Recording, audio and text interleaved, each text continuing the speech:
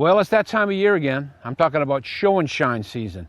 And basically that's where guys get old cars, clean them up, put them on display, and people come and look at them. It's a hobby I've been involved in most of my adult life. This is my car here. It's a BMW 2002, 1976.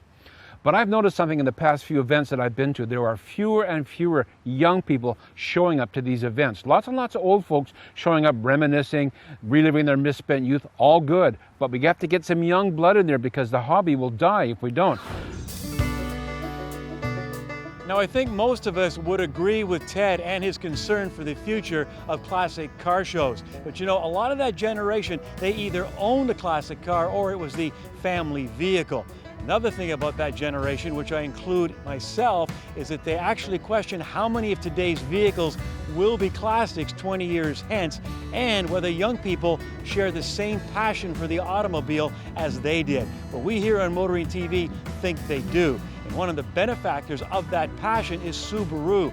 And today, we're at Subaru Canada's world headquarters just outside of Toronto, where Subaru owners have gathered to share stories about the Subaru nameplate, as well as giving back to the community. This is the 13th annual Toronto Subaru Club Hyper Meet, and this is an annual event, 13 years and running. Last year's event was extremely successful. We saw over 800 vehicles and over 1,000 Subaru enthusiasts that raised about $20,000 for Ronald McDonald House Charities Toronto, and that was matched by Subaru Canada for a grand total of $40,000. And while we don't have final numbers here today, you can see by the full parking lot that it's going to be a very successful event. I come from the generation when I was in school driving Monte Carlos, Grand Nationals, which are all in the classic car scene now. As we grow up and get into more modern cars and they become our daily drivers, what we're starting to see is these cars that we're driving today, especially the Subarus, I think are going to become those classic cars of the future. Case in point, the GC8, which is one of the like the 99 Subaru Impreza that hit the market in North America. It was our first introduction of the Impreza. It was the first sort of rally car that was available to us. Guys are restoring them. They're bringing them back to their former glory. There's still that love for that GC8 body that I think is a classic Subaru style.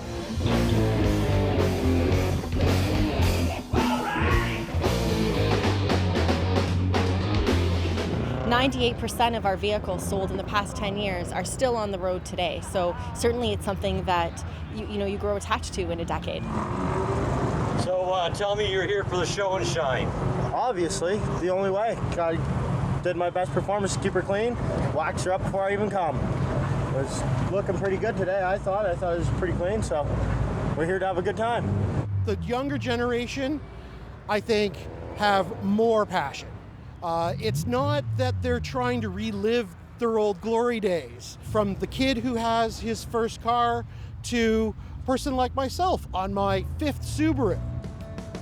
So we can get together and we can all appreciate the different models, what they stand for, what they do, why everyone drives what they drive, and at the end of the day, we're Subaru lovers.